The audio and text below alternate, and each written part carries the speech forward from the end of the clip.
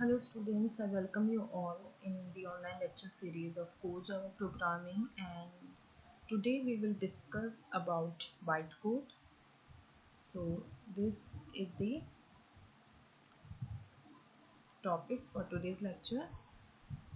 Now as you can see that this is the unit 1 and we are almost done with so many topics, and earlier in my lectures, I told you that this topic bytecode and Java Virtual Machine, along with JDK and JRE and just-in-time interpreter, I told you earlier that I will cover these topics in a separate lecture. So that's why I didn't uh, elaborate this term bytecode in my previous lecture, along with these Java features, these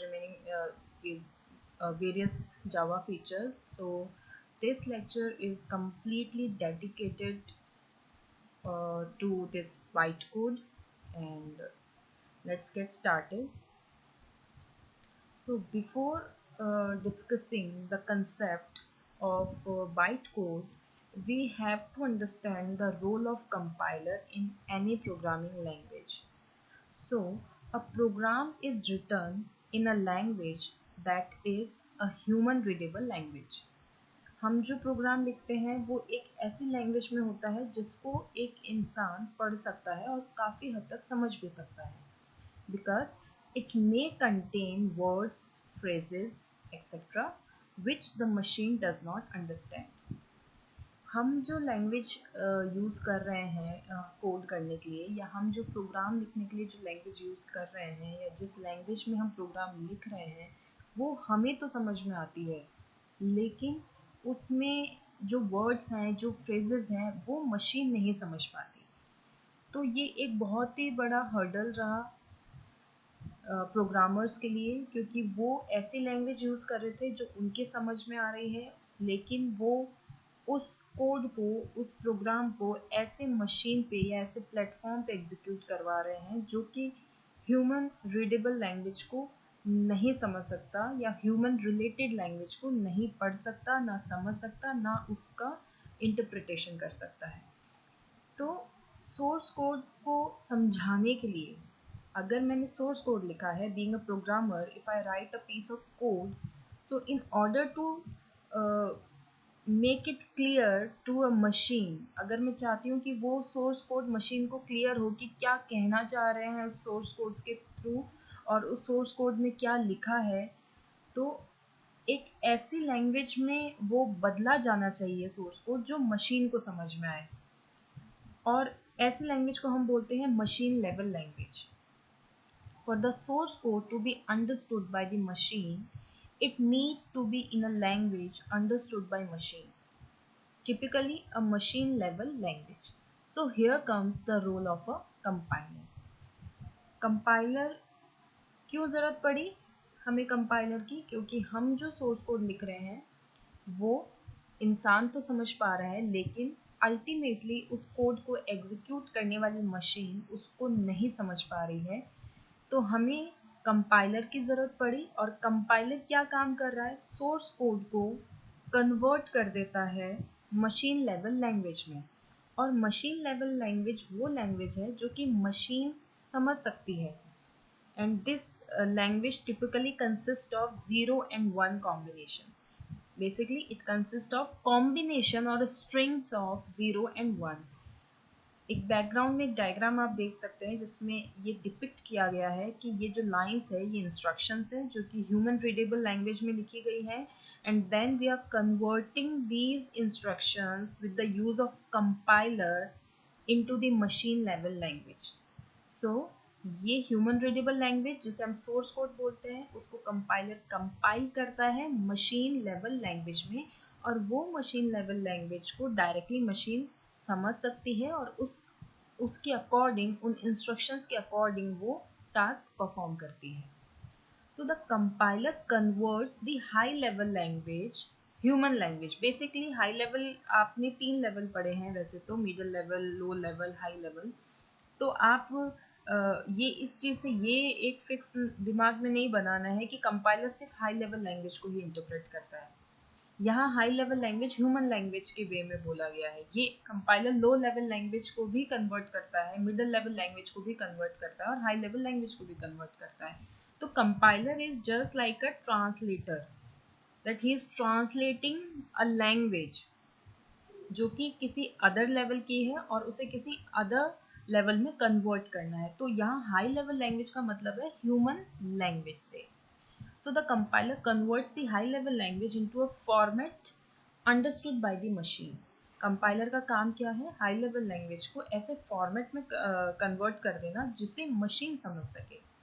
Therefore, a compiler is a program that translates the source code for another program from a programming language into executable code. अब यहाँ एक नया term आ गया है, executable code.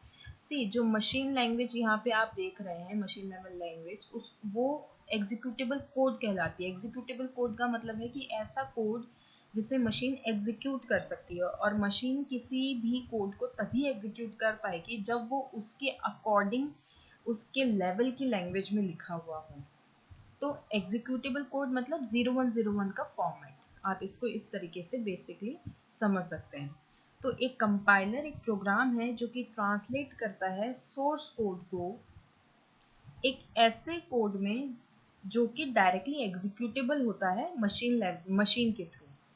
तो source code को executable code में translate करने के लिए कौन रिस्पॉन्सिबल है? Compiler.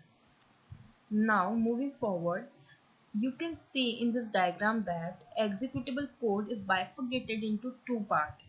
An executable code can be a machine instruction or it can be a intermediate instruction.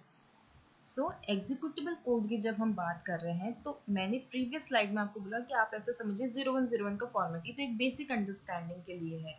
लेकिन एग्जीक्यूटेबल कोड भी दो तरीके से हो सकता है, मशीन इंस्ट्रक्शन के रूप में जो कि 0101 का कॉम्बिनेशन होगा, एक इंटरमीडिएट इंस्ट्रक्शन जो कि 0101 तो नहीं होगा लेकिन उससे काफ़ी क्लोज होगा, और ना तो वो ह्यूमन रीडेबल लैंग्वेज या हाई लेवल लैंग्वेज में होगा और ना ही वो लो लेवल लैंग्वेज में होगा।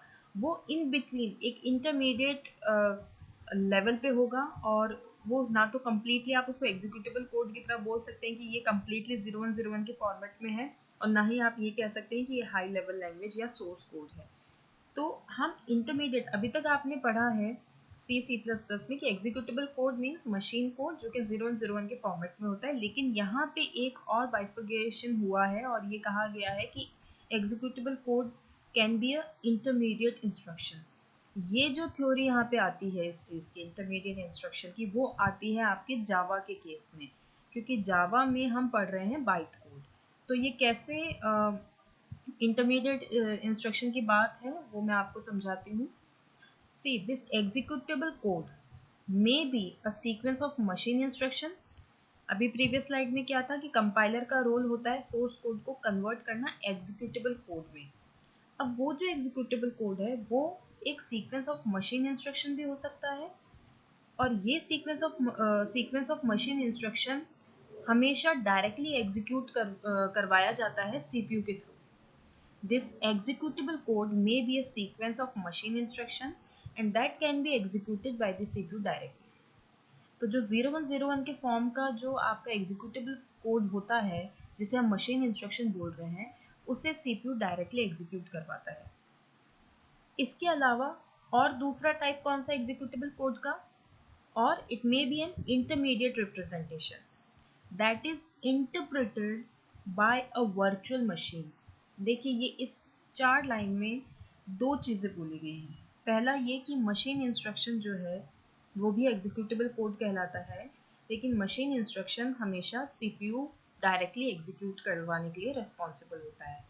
सिंपल टर्म्स में कि मशीन इंस्ट्रक्शन को प्रोसेसर, आपका जो सिस्टम का प्रोसेसर है या आप उसे सीपीयू भी बोल सकते हैं, वो एग्जीक्यूट करता है। पहला पॉइंट। दूसरा पॉइंट कि एग्जीक्यूटेबल कोड एक इंटरमीडिएट रिप्रेजेंटेशन भी हो सकता है, लेकिन ये जो इंटरमीडिएट रिप्रेजेंटेशन है, अब इसको सीपीयू डायरेक्टली एग्जीक्यूट नहीं कर सकता है। हर चीज़ सिस्टम में प्रोसेसर ही एग्जीक्यूट करता है, लेकिन मैंने यहाँ वर्ड लिखा है डायरेक्टली। इंटरमीडिएट रिप्रेजेंटेशन को सीपीयू डायरेक्टली एग्जीक्यूट नहीं कर सकता है, तो कैसे एग्जीक्यूट करेगा? पहले इंटरमीडिएट रिप्रेजेंटेशन को इंटरप्रेट करना पड़ेगा बाय अ वर्चुअल मशीन।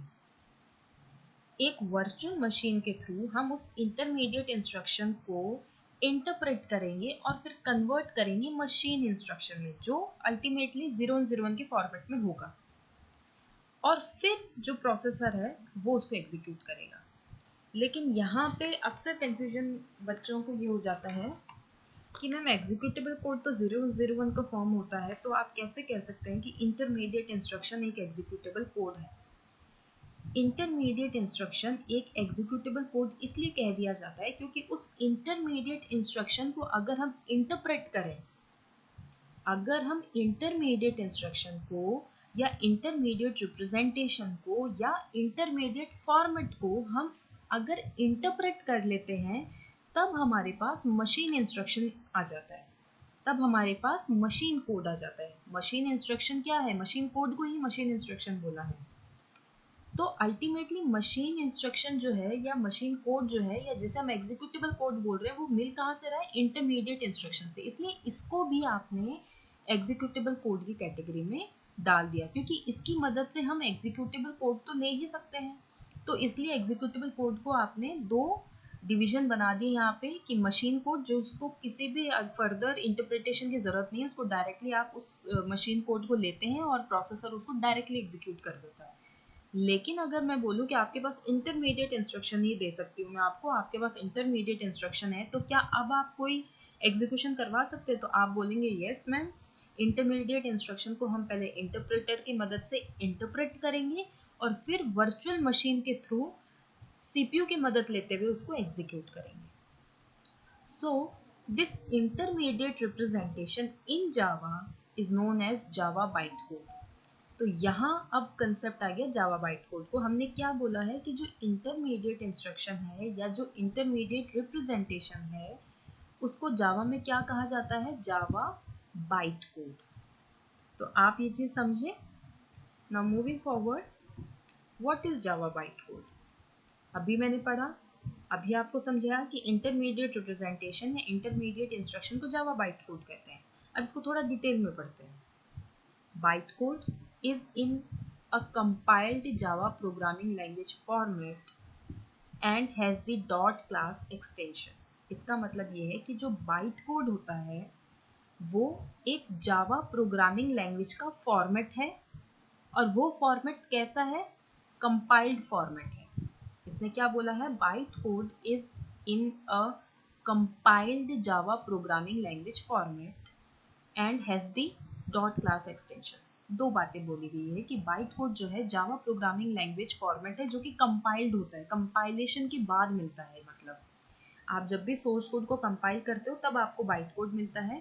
तो मतलब वो जो फॉर्मेट मिल रहा है, इंटरमीडिएट इंस्ट्रक्शन या इंटरमीडिएट फॉर्मेट या इंटरमीडिएट रिप्रेजेंटेशन, तीन इसको मैं टर्म दे रही हूँ बाइट कोड को।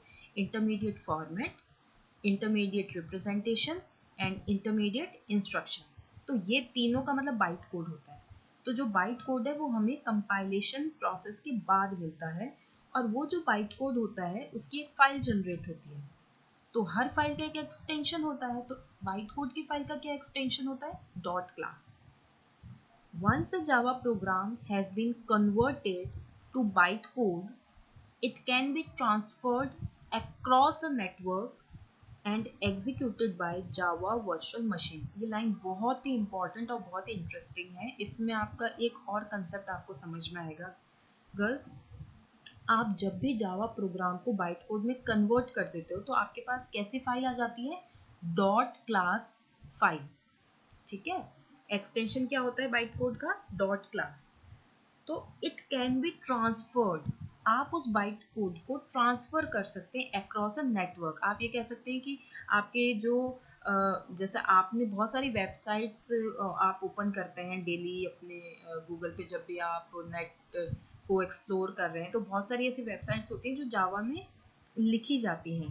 तो वहाँ पे क्या हो रहा है कि वो जो जावा की वेबसाइट है, एक तरीके से वहाँ पे उसका बाइट कोड आपको मिल रहा है, और वो जो बाइट कोड है आप अक्रॉस अ नेटवर्क अवेलेबल करवा देते हैं। और आप उसको इजीली एग्जीक्यूट कर लेते हैं।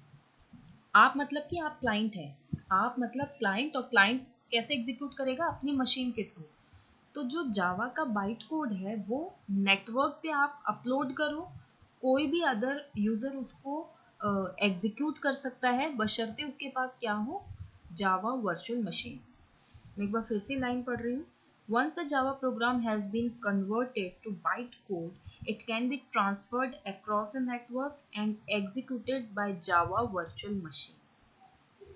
Bytecode is also known as portable code, जिसे हम P कोड भी बोलते हैं, एंड इंटरमीडिएट कोड भी इसे बोला जाता है। ये कोड नाम से आप ध्यान रखिए। अब यहाँ इंटरमीडिएट रिप्रेजेंटेशन या फॉर्मेट या इंस्ट्रक्शन ये नहीं बोल के यहाँ एक एक लास्ट में एक टर्म यूज ले लिया गया है, कोड, इंटरमीडिएट कोड। अब कोड की जगह आप चाहे फॉर्मेट लिखो, रिप्रेजेंटेशन लिखो, आप कुछ भी लिखो, बात यही है कि बाइट कोड की बात हो रही है। तो बाइट कोड को पोर्टेबल कोड और इंटरमीडिएट कोड भी कहा जाता है। पोर्टेबल कोड क्यों कहा जाता है? क्योंकि मैंने अभी ऊपर वाली लाइन में बताया कि बाइट कोड एक बार मिल जाए उसके बाद उसको आप नेटवर्क, अक्रॉस अ नेटवर्क आप उसको ट्रांसफर कर सकते हैं, कितने भी लोग उसको यूज कर सकते हैं और एग्जीक्यूट कर सकते हैं। एक सिस्टम से दूसरे सिस्टम पे आप उस बाइट कोड को एग्जीक्यूट करवा सकते हैं, लेकिन उस सिस्टम पे जहाँ पे बाइट कोड एग्जीक्यूट हो रहा है वहाँ पे क्या होना जरूरी है? Java virtual machine. Now bytecode are non-runnable codes. non-runnable मतलब नॉन एग्जीक्यूटेबल। तो बच्चे फिर आप पूछ सकते हैं कि ma'am byte code non executable कैसे हुआ? हमने तो अभी अभी बोला है कि एग्जीक्यूटेबल कोड जो है वो इंटरमीडिएट रिप्रेजेंटेशन जो है वो एग्जीक्यूटेबल कोड में आता है। एकदम सही, वो एकदम सही बात है, लेकिन मैंने यहाँ लिखा है कि byte code are non runnable code. इससे ये समझ में आता है, ये जिस कंटेक्स्ट में बोला गया उस कंटेक्स्ट को समझिए कि जो बाइट कोड है वो डायरेक्टली एग्जीक्यूट नहीं हो सकता, वो डायरेक्टली रन नहीं हो सकता। अगर मैं बोलूँ आप बाइट कोड को डायरेक्ट रन कर लेंगे क्या, तो आप नहीं कर सकते। क्यों? क्योंकि वो इंटरमीडिएट फॉर्मेट में है, उसका इंटरमीडिएट रिप्रेजेंटेशन आपके पास है, और in order to execute that intermediate representation you must interpret that particular bytecode and then execute it using processor।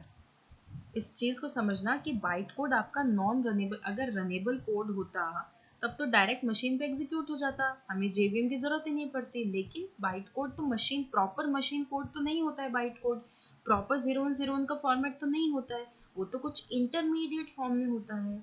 तो क्योंकि वो इंटरमीडिएट फॉर्मेट में है इसलिए वो डायरेक्टली रन नहीं हो सकता, इसलिए हम उसको बोल देते हैं that byte code are non runnable codes. ठीक है, and that rely on the availability of an interpreter. इसका मतलब कि नॉन रनेबल कोड है और अगर उसको एग्जीक्यूट करवाना है तो वो किस पे डिपेंड रहते हैं? डिपेंडेंसी किस पे होती है? इंटरप्रेटर। बिना इंटरप्रेटर के वो एग्जीक्यूट नहीं हो सकते। And this is where JVM comes into play. यहाँ वो एक लूप होल है जहाँ पे जेवीएम उस लूप होल को आके कंप्लीट करता है कि हाँ अब मैं आ गया हूँ, तो अब नॉन रनेबल कोड को भी मैं रनेबल कोड्स में इंटरप्रेट करवा दूंगा, चेंज करवा दूंगा, ट्रांसलेट करवा दूंगा। Now Java bytecode is executed by JVM not bye CPU processor of the machine. अब ये लाइन बहुत ही आप बोल सकते हैं कि बहुत ही ऐसी लाइन है जिस पे डिबेट हो सकती है कि आप कैसे ये कह रहे हैं कि जावा बाइट कोड जो है प्रोसेसर एग्जीक्यूट नहीं करता है, क्योंकि मशीन में जो भी चीज़ एग्जीक्यूट होती है वो बिना प्रोसेसर की मर्जी के तो हो ही नहीं सकता। अगर मान लीजिए आपकी मशीन में प्रोसेसर ही नहीं हो लेकिन जेवीएम भी है, बाइट कोड भी है, तो क्या आप एग्जीक्यूट कर लेंगे? बिल्कुल नहीं। इसका जवाब है बिल्कुल नहीं कर सकते। लेकिन यहाँ पे डिफरेंस समझने की ज़रूरत है। अगर मैं ये कहूँ कि मेरे पास प्रोसेसर तो है और जावा बाइट कोड भी है लेकिन जेवीएम नहीं है, तो क्या मैं एग्जीक्यूट कर सकती हूँ? तो भी जवाब क्या है? बिल्कुल नहीं। तो बिल्कुल नहीं को बिल्कुल हाँ में बदलने के लिए हमें ये प्रोसेस समझना पड़ेगा कि हमारे पास जावा बाइट कोड आता है। मान लीजिए जावा बाइट कोड फर्स्ट लेवल पे है और थर्ड लेवल पे है प्रोसेसर। अब फर्स्ट से थर्ड लेवल पे पहुंचने के लिए एक सेकंड लेवल चाहिए, और वो सेकंड लेवल कौन प्रोवाइड करवा देगा हमें? जेवीएम। Java virtual machine. क्यों हम सेकेंड लेवल की बात कर रहे हैं, क्यों हम JVM की बात कर रहे हैं? मैंने अभी आपको बताया कि जावा बाइट कोड एग्जीक्यूटेबल कोड नहीं होता है कंप्लीटली, वो इंटरमीडिएट फॉर्मेट होता है। तो उस इंटरमीडिएट फॉर्म को प्रॉपर मशीन कोड में कन्वर्ट करने के लिए रेस्पॉन्सिबल कौन होता है? JVM। JVM एक इंटरप्रेटर को यूज करता है जिसको बोला जाता है जस्ट इन टाइम इंटरप्रेटर। और बाइट कोड की हर एक लाइन को JVM जो है JIT के थ्रू, मतलब जस्ट इन टाइम जो आपका इंटरप्रेटर है उसको प्रोवाइड करवाता है, और just in time interpreter byte code की एक एक लाइन को पढ़ पढ़ के एग्जीक्यूट करता जाता है। और अल्टीमेटली एग्जीक्यूट करने का मतलब ये है कि बाइट कोड को कन्वर्ट कर देना मशीन कोड में। और वो मशीन कोड अल्टीमेटली किस पे जाके एग्जीक्यूट हो पाता है? मशीन पे। और एग्जीक्यूट करने के लिए कौन रिस्पॉन्सिबल हो गया? प्रोसेसर। तो JVM के बिना काम नहीं हो सकता, प्रोसेसर के बिना काम नहीं हो सकता। आई होप आपको ये चीज़ समझ में आई होगी। बेसिक समझिए, बाइट कोड मिला, बाइट कोड से आप JVM को प्रोवाइड करवाएंगे वो बाइट कोड, और JVM जो है एक ऐसा कोड जनरेट कर देगा जो कोई भी प्रोसेसर अपनी मशीन पे एग्जीक्यूट करवाएगा। Now why Java intermediate code is called bytecode? कि हम ये बोलें कि ये जावा इसको बाइट कोड ही क्यों बोला गया? इसको बाइट की जगह किलोबाइट, मेगाबाइट या बिट कोड ये क्यों नहीं बोला गया? सो पहले देखिए, byte code is a highly optimised set of instructions designed to be executed by Java run time system, जिसे हम बोलते हैं JVM. It is called bytecode because each instruction is of 1 to 2 byte. हर एक instruction जो एक space लेता है या एक मेमोरी लेगा या जो एक स्टोरेज लेगा वो ऑलमोस्ट 1 to 2 बाइट का होता है, इसलिए इसको बाइट कोड कह दिया गया। अब एक एग्जांपल आप ये देखिए, माई प्रोग्राम डॉट जावा, ये आपकी सोर्स कोड है। सोर्स कोड हमेशा देखिए, आपके सोर्स कोड का जो एक्सटेंशन होता है वो डॉट जावा होता है। तो नोटपैड में आप जावा की प्रोग्रामिंग करेंगे और ये सिंपल सा एक प्रोग्राम है जिसमें आपने क्लास बनाई है माई प्रोग्राम से, और उसके अंदर आपने हेलो वर्ल्ड प्रिंट करवाया। अभी सिंटेक्स पे ध्यान नहीं देना है। तो हेलो वर्ल्ड आप प्रिंट करवा रहे हैं, और हमेशा ध्यान रखना कि आपके जावा प्रोग्राम की या जावा सोर्स कोड का जो क्लास होगा उसका जो नेम होगा वही आपकी फाइल का नेम भी होगा। मतलब क्लास का नेम और आपकी फाइल का नेम हमेशा सेम होगा, और एक्सटेंशन होगा आपके सोर्स कोड का dot Java. So source code is first written in plain text files ending with the .java extension. अब इस सोर्स कोड को मैंने कंपाइलर को दिया और कंपाइलर ने एक बाइट कोड जनरेट किया। तो वो जो बाइट कोड वाली जो फाइल थी जिसका एक्सटेंशन क्या था? डॉट क्लास, माई प्रोग्राम डॉट क्लास, ये क्या है? इसी सोर्स कोड की बाइट कोड फाइल है या बाइट कोड है। तो जब उसी बाइट कोड को मैंने नोटपैड में ओपन किया तो आप यहाँ देख सकते हैं कि कुछ भी क्लियर नहीं है।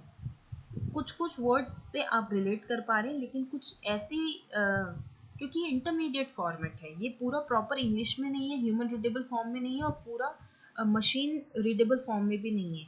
तो कुछ कुछ ये इंटरमीडिएट है, बीच का है।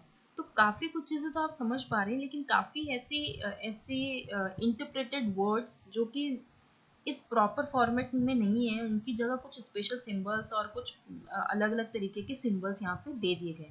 तो आप समझ सकते हैं कि ये ना तो आपके लिए है और ना ही अभी मशीन के लिए है। So after the compilation is successful, Java compiler will generate an intermediate .class file that contains the bytecode.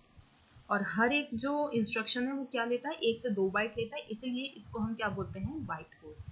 तो इस एग्जांपल से आप समझ सकते हैं, डिफरेंशिएट कर सकते हैं कि डॉट जावा एक्सटेंशन सोर्स कोड का होता है और उसको कंपाइलर एक्सेप्ट करता है और फिर एज अ आउटपुट आपको एक बाइट कोड देता है जिसे आप बाइट कोड फाइल बोलते हैं, और उसका एक्सटेंशन होता है डॉट क्लास।